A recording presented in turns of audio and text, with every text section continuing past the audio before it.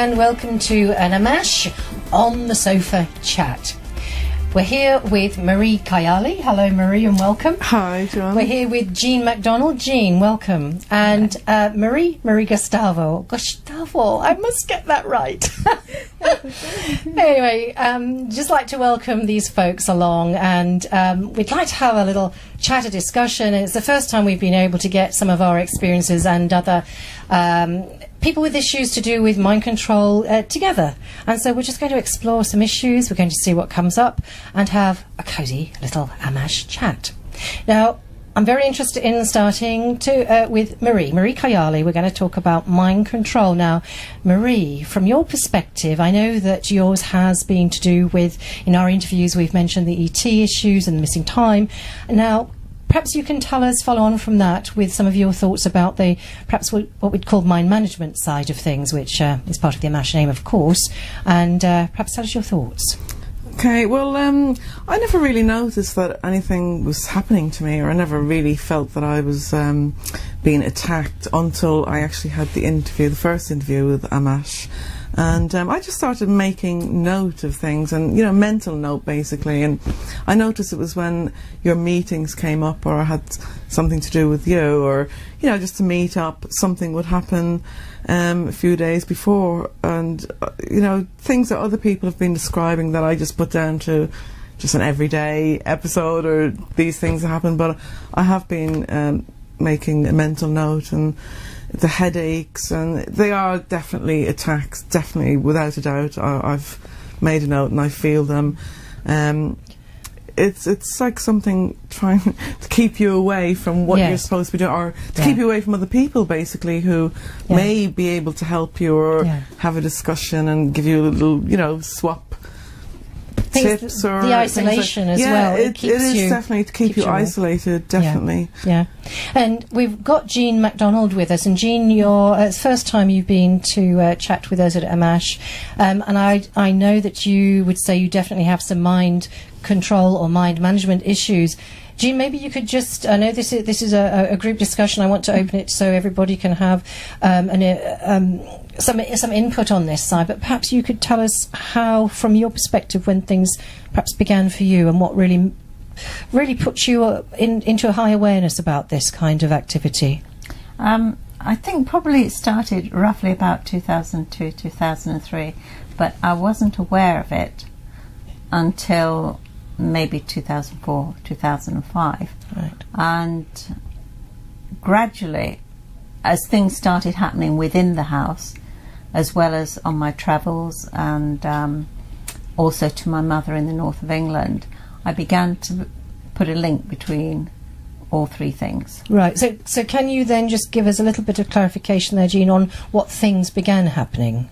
With my mother, she was having accidents, and then she was also saying that people were going into her house at night, which people disbelieved and put it down to her age, because she was elderly. And did you believe your mother? I did. Yes. I did. I was the only member of the family that did. And she was terrified. And she would barricade herself into the bedroom. And this was unusual behaviour for her, as far as you know? Yeah, exactly.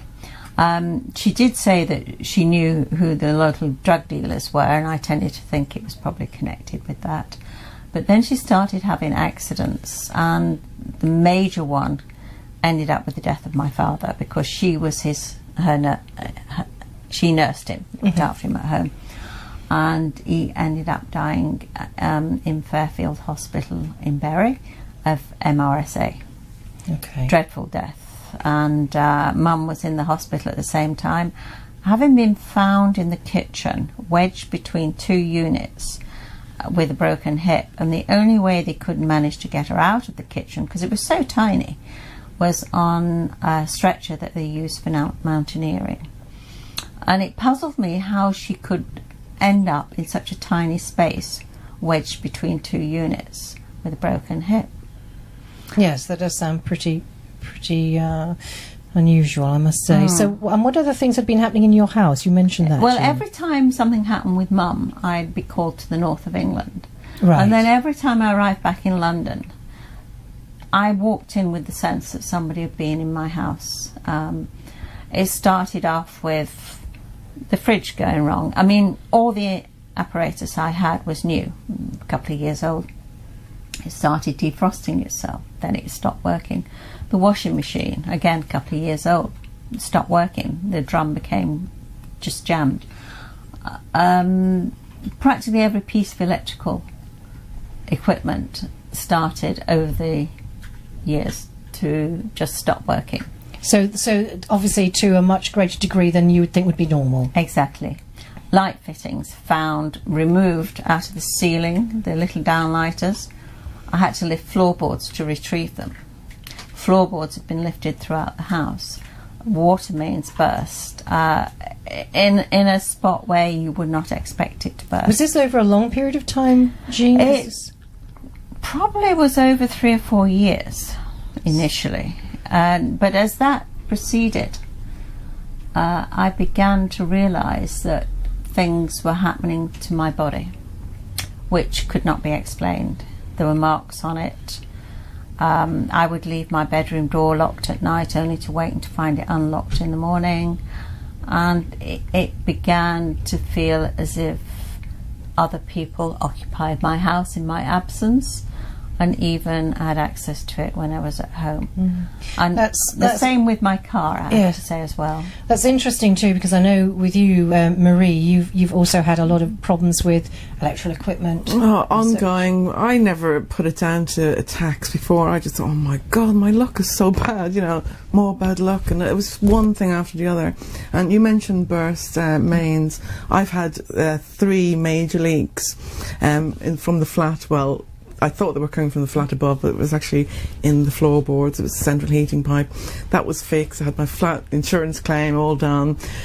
Flat was all done. It was literally a day later, after the work had finished, that another mains pipe worked again, broke again, I mean, and the work was ruined. I mean, literally, I had water coming just out of every room.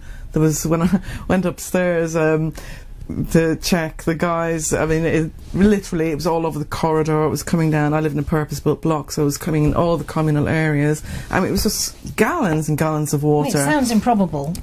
It was unbelievable. It was unbelievable. And they said it was central heating pipes, and then they said mine was about to go, so I had all my flat dug up floors. It was, you know, everything else. But yeah, electrical things, I just put it down to, my God, my luck is so bad. Who's, you know, giving me all this bad luck? Because it was just, I had 5 or 6 things going on at the same time, and I'm dealing with this and dealing with that, and it's just mentally exhausting. You just, you know, it's one thing after the other trying to deal with. There's all the money costs of it and the stress, and you know, it's just one thing after the other. And I've had electrical faults, fridges break down, TVs don't break down, but they turn on and off. I've had my satellite zapped, like, you know, the guy told me it was lightning strike. That's happened twice within a year in a block of 200 flats, and I'm the only one affected. So I'm starting to take things personally now, since I've met AMMACH and, you know, met other people and heard about the attacks. I'm starting to link them. Maybe, you know, I think mine were all attacks because there's too many to be coincidence. Yes. And no one has that much bad luck. You know, one after the other. Yeah. I don't know, just bring in Maria, if you've had any experience of this in your time with any experiences, I know, around your dreams and ET stuff. But well, when I heard this, now I have to say that we have been living like this for you don't notice life. it, do you, till other people mention it? We have this electrical equipment breakdown all the time. I didn't relate these things to some unusual, even though it was unusual in our house. It was all the time, so to say. But I thought it's just one of those things. Yeah. And even in here, especially when I'm listening to Coast to Coast and other YouTube things about aliens, everything blow up in the kitchen. I don't know whether it's just because of the electricity, which will happen anyway, or it's kind of sign or somebody is doing it. I don't know, but it does happen. Yeah. Well, that's certainly intriguing, because you wonder if you know, if this is all planned. Takes quite a lot of doing, quite a lot of orchestrating, and or is it a combination of something to do with a frequency reaching perhaps a level, like a watershed, let's say, and that starts then triggering I mean, I don't know. I'm just trying It to. feels like... Because you folks are not the first people to say this either, but it's good to come together in a conversation in this way to flag it up en masse, I think. Because, I mean, Maria, I didn't know that you'd had that experience either. That's really intriguing. Oh, well, I didn't consider that for I didn't, unusual. I didn't know that it's related to this area, to this phenomena. But yeah, we having been these things, and even when I was in Slovakia in our flat, we had a lot of noises like somebody is walking. But my mother said that it's dead people, because in that flat there was living a woman, and she died in that flat. So she said she is walking. But we had these things, and even in my room I had these things that, as she said, that you felt like somebody was meanwhile in your room, that you put stuff in some place and then now they are moved. I thought that I'm just crazy, or that I don't remember these things. Well, I know, Jean, that you said you've had a lot of that happen, haven't you? You've had things get moved from the house. You know, I've had portable hard drives, I've had a mouse, I've had various documents, my will, you know, removed from the house. And always things being moved around. Did you ever find those things that were removed from the house? No, they're still missing. Computers hacked, telephone lines tapped. I've changed suppliers, but you know, it makes no difference. Yeah, I've done that. It comes with you, because I've been told. I've done that. It comes with you, because I've been told. I changed from supplier, and each time they say it takes 10 days for the swap over, but it's always taken 6 to 8 weeks. And they've always told me there's a tag on your line. They've actually said that to me. Okay. And I said, well, what is a tag? And they said it's could be an alarm, like triggered to the police station. I've no alarms. Or it could be a warden controlled environment, which I'm not. So that's all they could tell me. But it does come with you. I've had that for years, and it's moved with me. And it causes problems because it takes ages to swap it over and change it or whatever. So that's still there. No one knows who owns this tag and what it is. That's interesting. So Maria, you've had it sort of since you can remember, really, this going on. Yes, we had it like in our house. Yeah. So in Slovakia as well as here in the UK? Yeah. Yes. It's only when you hear other people saying, you think, my God, that's happened to me as well, and maybe it is connected. I just put it down to bad luck or faulty codes. Yeah, You think, There's a lot of coincidental bad luck. yeah, or maybe I'm doing it with a magnetic field or whatever, or something interference. But yeah, I think it's just to actually bring you down and bring just to depress you. I don't think it's caused by the frequency. I think it's actually done deliberately to just depress you and bring you down and just give you things to worry about. So you can't, you haven't got the time to meet people and do things because you're, you know, worried about dealing with your issues and sorting things out. And also, if you're very much at a, you know, that level of it's more or less existence anyway, your mind isn't engaged in the higher things of life. You've got to deal with the everyday things, haven't you? If you've got a leak in your order, you've got to deal with it, and you've got to sort out your fridge. You've got to do this. So and again, it keeps you occupied. It keeps you isolated. It keeps you preoccupied with sorting this rubbish out. You know. And Jean, when were you? So you said, was it 2004 that you were aware that things really began to change, and was there an event which precipitated that, which really kick-started it from you know, your perspective? From my perspective, initially it started with a property developer who appeared to want to claim rights over a piece of land that's part of my title of my property, and he'd bought along with a group of people who invest in property in the area I live in, a grade 2 listed building at the back of me, and also a small shop fitters company, and automatically thought he obtained the rights over the land for access. Just assumed it, but then filed for rights at the land registry office, and he was refused. He was given one of 3 options, which was to negotiate or to go before the land registry office people, or to go before a court of law.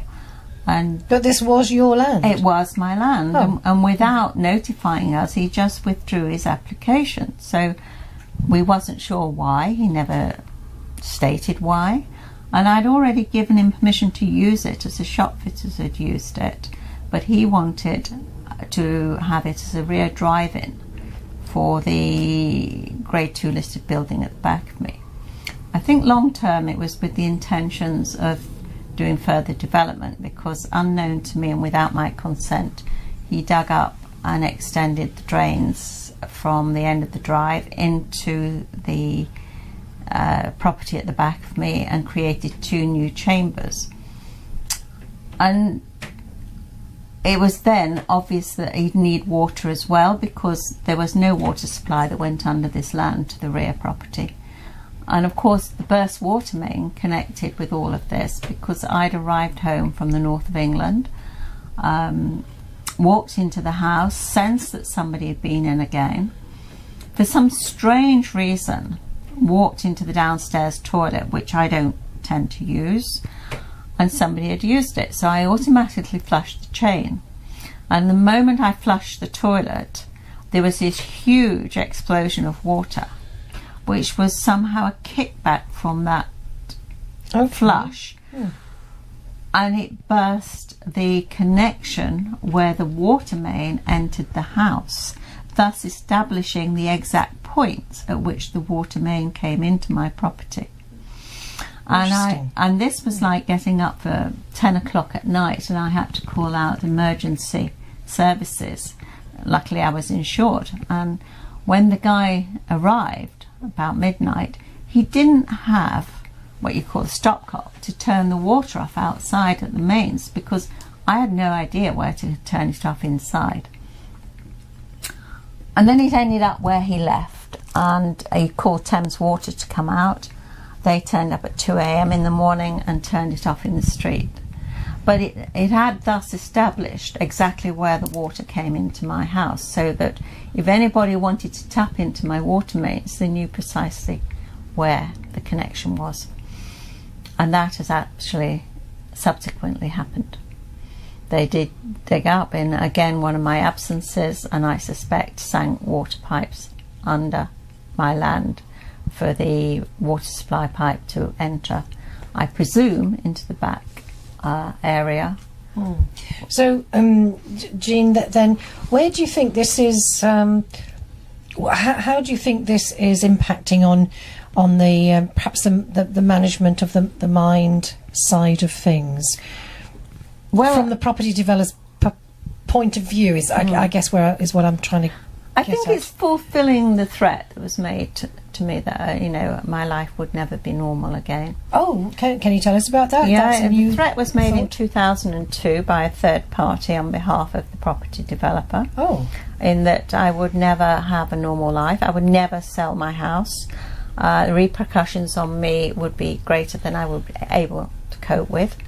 And this threat was made by a person who had a history of threatening behaviour. So I was told by a local person. I investigated at the magistrates' courts to be told he was out on a £200 bond for threatening behaviour. Now, I'm never sure why that information was given to me over the telephone, but it was. And I called the police and expected them to fully investigate it. And really, they did go around and speak to the guy, but they didn't pull him in for threatening behaviour. Instead, they asked, why didn't I just release the access for that piece of land? Oh, really?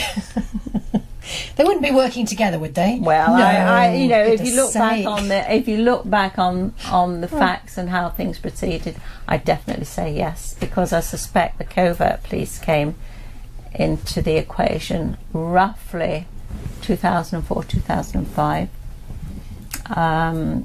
And that's when things started to get worse. Right.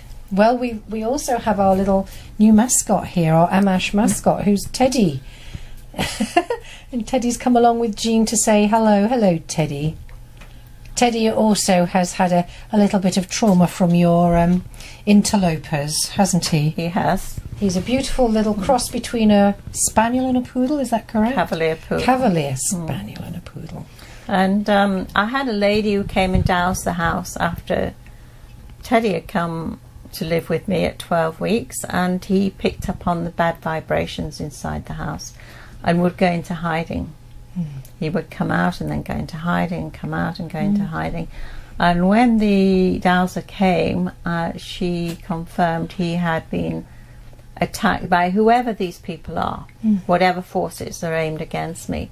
And they had, she confirmed it to me, that his tummy had been attacked and his left rear end, which, as it happened, this fur never really grew on that particular spot till he was getting on for 6 or 7 months. Gosh, poor Teddy. That's not on, is it? He's very much a comforter. Yeah. But also confirms usually in the morning to me when things have taken place during the night. Yes. Sometimes he won't come near me and he looks terrified.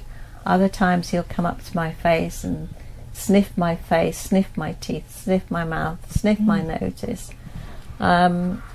It's as if he's checking I'm okay. Yes. Coming back to you, Marie, I know that we were talking about having, and we'll come back to Jean in a moment, and perhaps Maria might have something to add about personal wellness and health. Excuse me, I've got a little chill. And I know that you, when we were chatting, you were thinking that maybe some health issues had perhaps predicated upon, you know, a series of perhaps continuing experiences that you'd had, perhaps to do with your teeth and perhaps to do with something else, but perhaps you could expound on that a little, and then I'll come back to Jean to talk about her health. And welcome back to part 2 of our AMMACH on the sofa. We're talking to Marie Goshtova, Jean MacDonald and Marie Kayali, and we're just about to reflect on health issues and perhaps health aspects to do with some experiences. So Marie, we were coming to you. Perhaps you could continue and perhaps tell us a little bit about some of the issues you've had perhaps after dental work. I know we've talked about that before, and any other issues that you think might be relevant. Well, generally my health has been great, but where viruses are concerned, I don't get colds, flu, things like that, but I do get aches and pains. I mean, I've noticed people have said about their knee and their back. I've had a few problems myself with nerve problems, and I did have an MRI scan and a couple of years ago, and they did say there was something on a nerve in my back, a lump or something there. Right. That it doesn't always affect me. Sometimes I wake up and I'm in agony, and sometimes it's not there, but there is definitely something on my back, on a nerve, and they said I need to get it removed, but I haven't bothered about that. It doesn't affect me all the time, it's very rare. But as for colds and flu and things, I've never had one. No. But recently, I think it was just before the meeting for the Bodenham Manor one. Yeah, the AMMACH May meeting. Yeah, I'd fully planned and intended to go to that, but I think a few days, I think we were doing the radio interview with the French guy as well. Yes. I was meant to do that. Yes, it was that's the same time.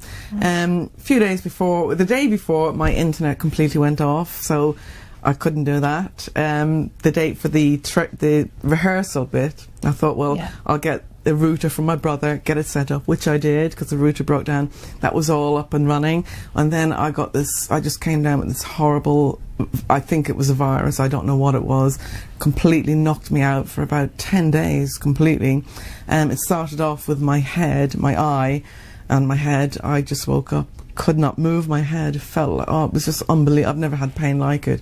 I just woke up, took some painkillers, went straight to sleep, and it was actually coming back as the painkiller wore off. So I was waking up every 3 hours, 4 hours, taking more, and the next day the headache had gone, but then I was left with this horrible sinus infection, which I've never had in my life. I had no idea what it was even, so I went to the doctor, and I think it was a new kind of virus that I've never felt, but the doctor did say to me that this could have brought on meningitis with the headache. Really? You should have, if it happens again, go straight to casualty.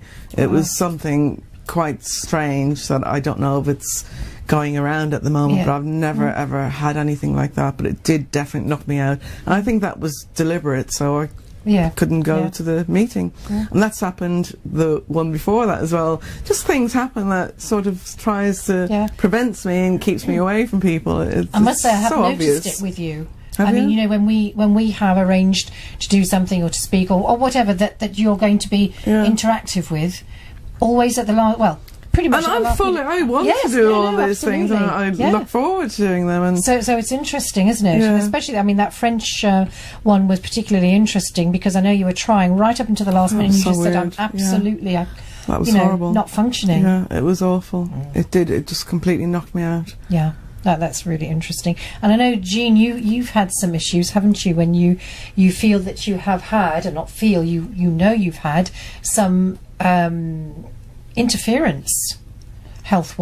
I don't know if anybody else has had any experiences with, again, people coming into their lives on an ad hoc basis, i.e. workmen or just colleagues perhaps, who've made any impact, and for coming in ostensibly on one track and they're actually coming in on another. Marie? No? Maria?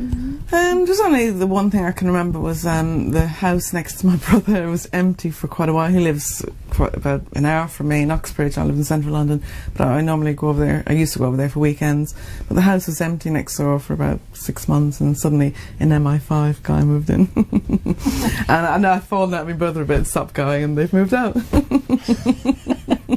I love these coincidences. He did come over a couple of times. We were all chatting, and he heard stones at the patio doors at the back, and he was like, well, my wife's in bed, can I come in for a drink? And he'd come in with 2 bottles of wine, try to get us drunk. The MI5 guy? Oh, yeah. I mean, he told my brother, first of all, who he was. I didn't know, and he told me, don't tell anybody. So my brother, I'm surprised he didn't tell me. Normally he would have, but the guy actually told me himself. He ended up getting a bit drunk, and I didn't, because I don't really drink that much, and I can hold it when I do.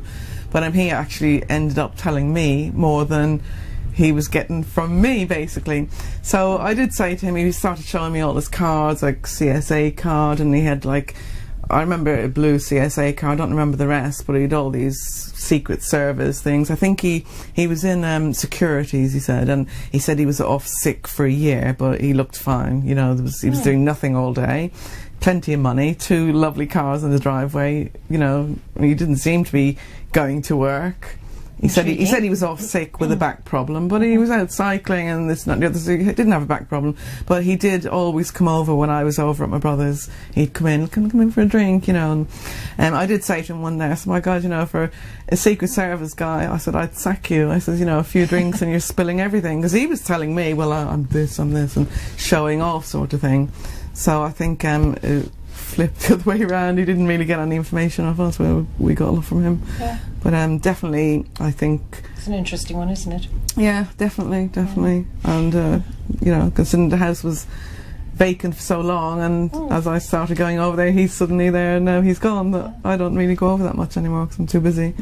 Gina, coming back to you, I think it was very interesting that you've also worked as production manager on quite a few interesting documentaries, including the Torso in the Thames, and various others to do with Saddam Hussein and monies that have gone missing or let's say redirected.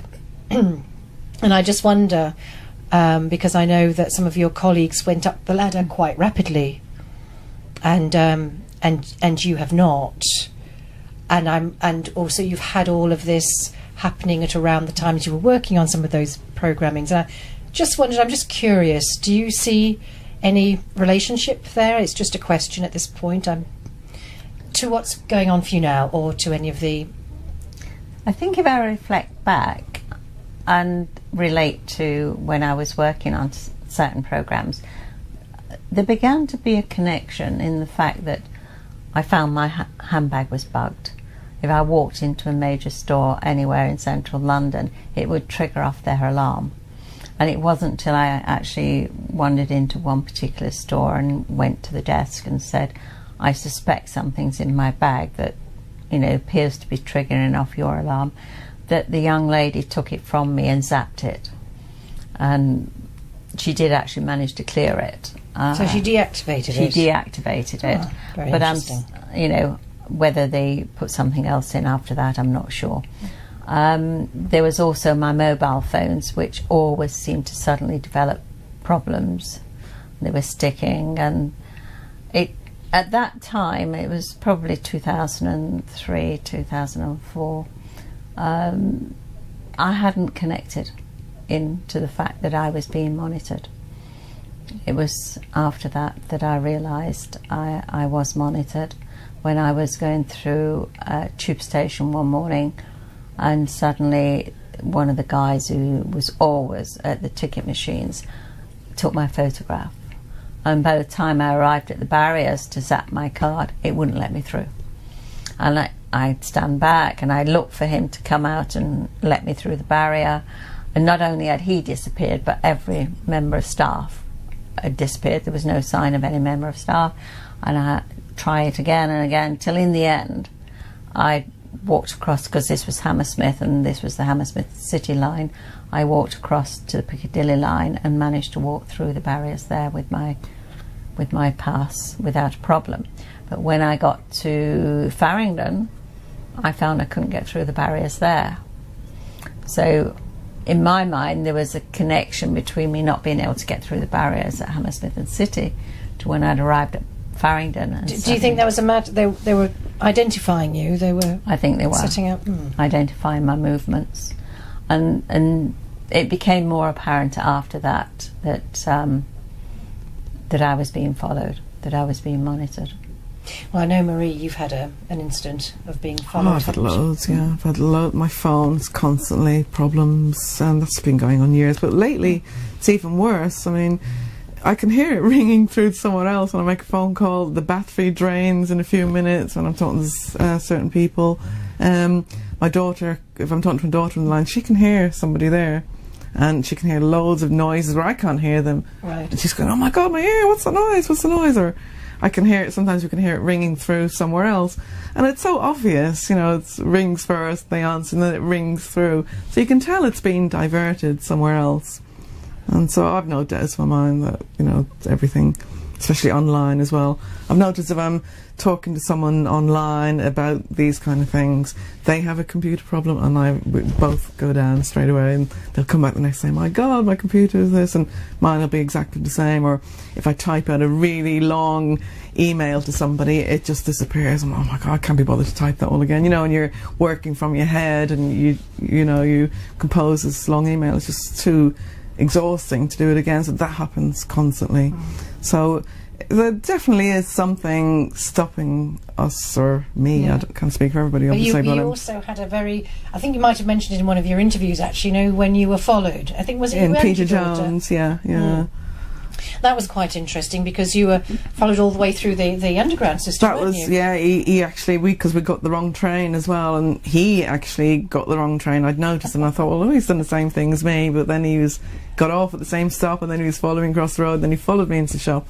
So that was blatant. I mean, that has happened probably. But even the security of the shop noticed. They actually noticed. They told me. They said, "Do you realise?" They called me to one side, and to realise that you've been followed. And I said, "Well, I told them what happened," and they said he's been following around the shop for 20 minutes. They were concerned because I think because I had a child with me, and they were thinking he was some sort of snatcher, baby snatcher. I think that was on their minds more than anything else, and that's what they insinuated anyway.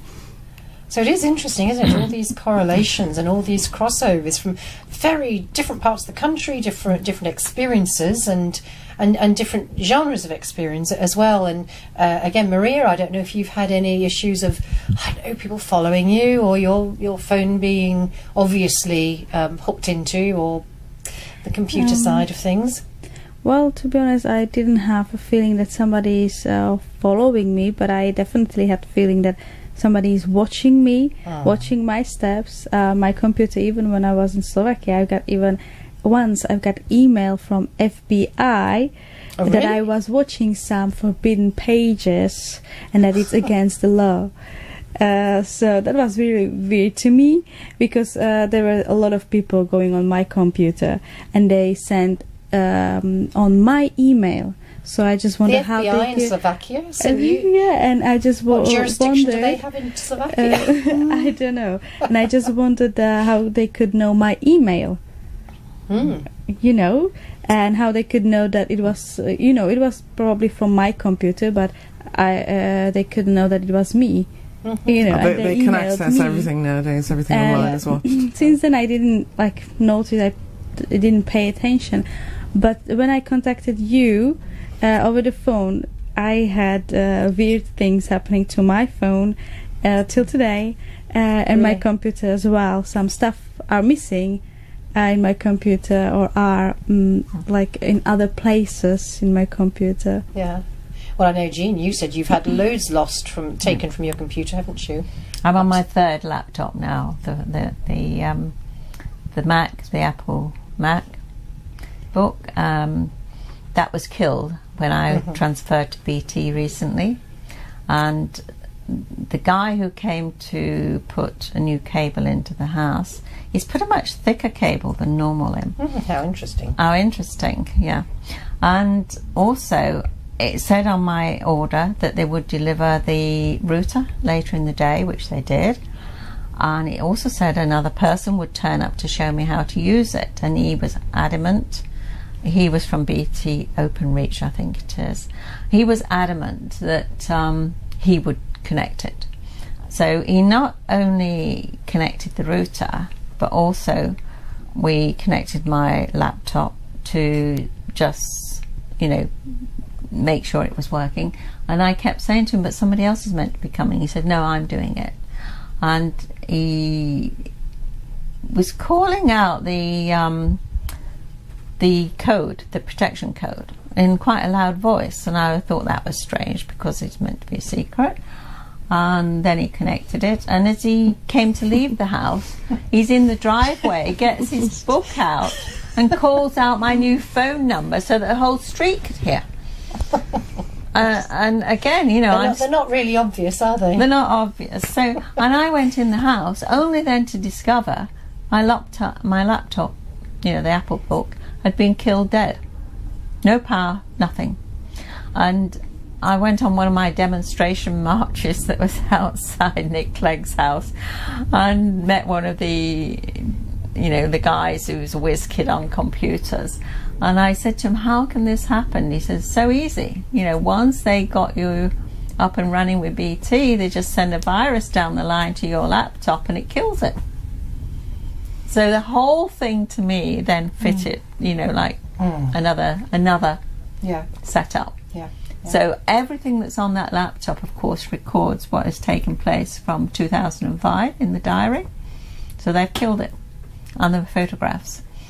And the same goes, I have a Mac Air book I bought in Australia, which went on my travels from Australia to New Zealand in 2011, February and March, where I was trailed all the way from the UK to Australia to New Zealand, and lots of photographs have been removed from that.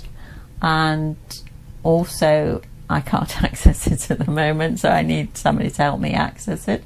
That's extraordinary. Sorry to interrupt you. That you've travelled so many thousands of miles, and you're absolutely sure that you're being tailed or trailed. And again, there's some activity. I was filmed. You were filmed. Yeah, it was all being recorded. If I turned up at a guest house, I didn't pre-book anything. I would drive, turn up at a guest house, and confirm there was nobody else staying there, book the room, and suddenly it was full for the night. Within minutes of my arrival, somebody would be knocking on the back door, and the lady disappeared outside the conversation, and she'd come back in, and her whole attitude would have changed from the greeting I'd originally had to being very cautious. Husband would turn up unexpectedly, in the afternoon from work. And then suddenly the place was full for the night.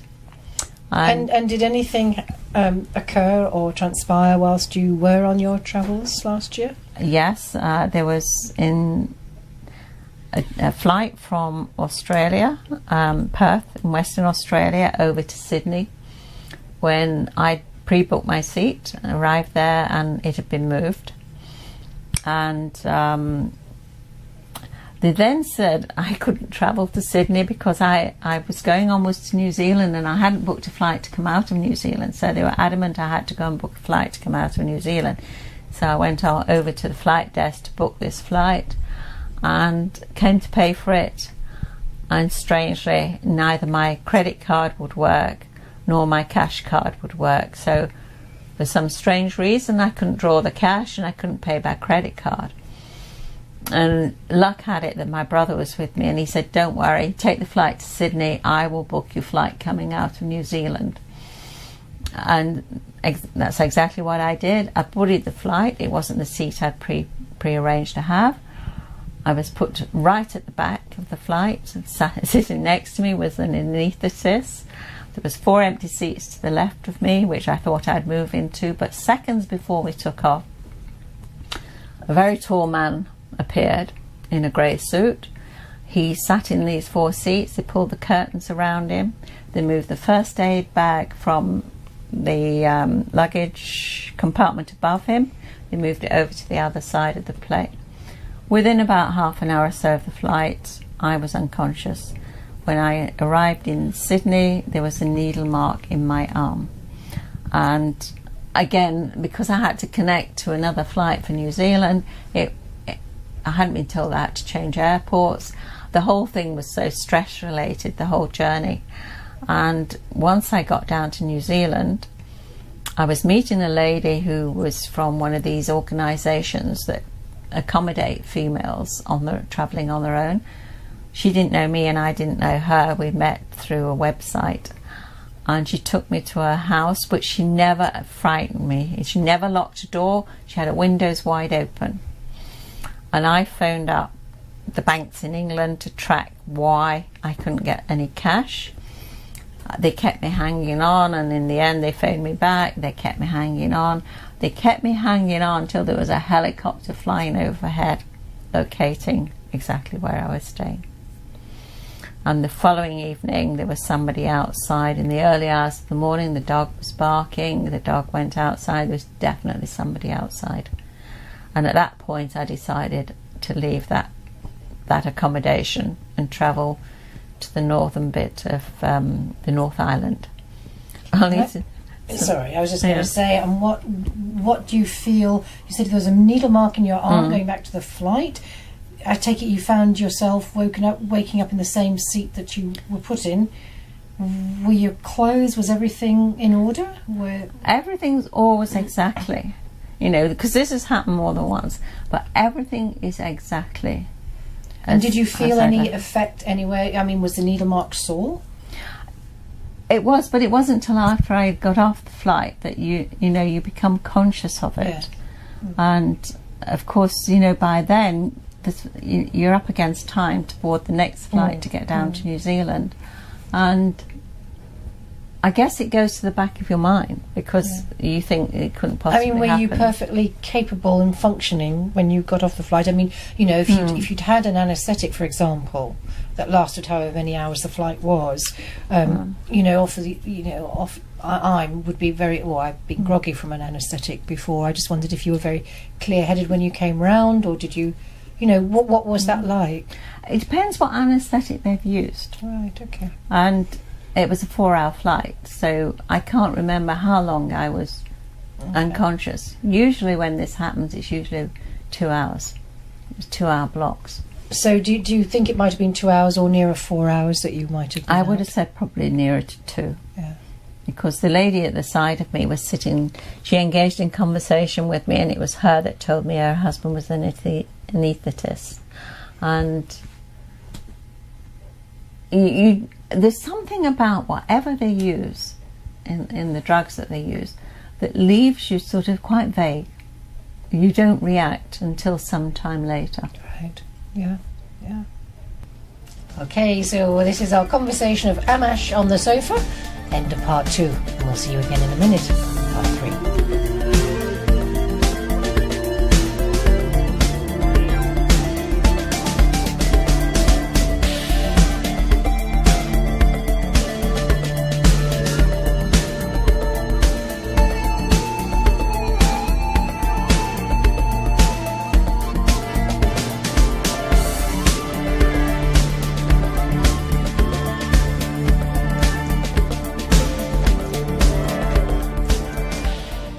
Interview with AMMACH, and I just started making note of things, and mental note basically. And I noticed it was when your meetings came up, or I had something to do with you, or just to meet up, something would happen a few days before, and things that other people have been describing that I just put down to just an everyday episode, or these things that happen. But I have been making a mental note, and the headaches, and they are definitely attacks, definitely, without a doubt. I've made a note and I feel them. it's like something trying to keep you away from what you're supposed to be doing, or to keep you away from other people, basically, who may be able to help you or have a discussion and give you a little, you know, swap tips or the isolation like, as well. It is definitely to keep you isolated, definitely. Yeah. And we've got Jean MacDonald with us, and Jean, it's the first time you've been to chat with us at AMMACH, and I know that you would say you definitely have some mind control or mind management issues. Jean, maybe you could just, I know this is a sofa chat. We're here with Marie Kayali. Hello, Marie, and welcome. Hi, Joanne. We're here with Jean MacDonald. Jean, welcome. And Marie Gustavo. Gustavo, I must get that right. Anyway, just like to welcome these folks along, and we'd like to have a little chat, a discussion. And it's the first time we've been able to get some of our experiences and other people with issues to do with mind control together. And so we're just going to explore some issues, we're going to see what comes up, and have a cosy little AMMACH chat. Now, I'm very interested in starting with Marie Kayali. We're going to talk about mind control. Now, Marie, from your perspective, I know that yours has been to do with, in our interviews, we've mentioned the ET issues and the missing time. Now, perhaps you can tell us, follow on from that, with some of your thoughts about perhaps what we'd call mind management side of things, which is part of the AMMACH name, of course, and perhaps tell us your thoughts. Okay, well, I never really noticed that anything was happening to me, or I never really felt that I was being attacked until I actually had the interview, the first. And she would barricade herself into the bedroom. And this was unusual behaviour for her, as far as you know? Yeah, exactly. She did say that she knew who the local drug dealers were, and I tended to think it was probably connected with that. But then she started having accidents, and the major one ended up with the death of my father, because she was she nursed him, looked after him at home, and he ended up dying in Fairfield Hospital in Bury of MRSA. Okay. Dreadful death. And Mum was in the hospital at the same time, having been found in the kitchen, wedged between two units with a broken hip. And the only way they could manage to get her out of the kitchen, because it was so tiny, was on a stretcher that they used for mountaineering. And it puzzled me how she could end up in such a tiny space, wedged between two units with a broken hip.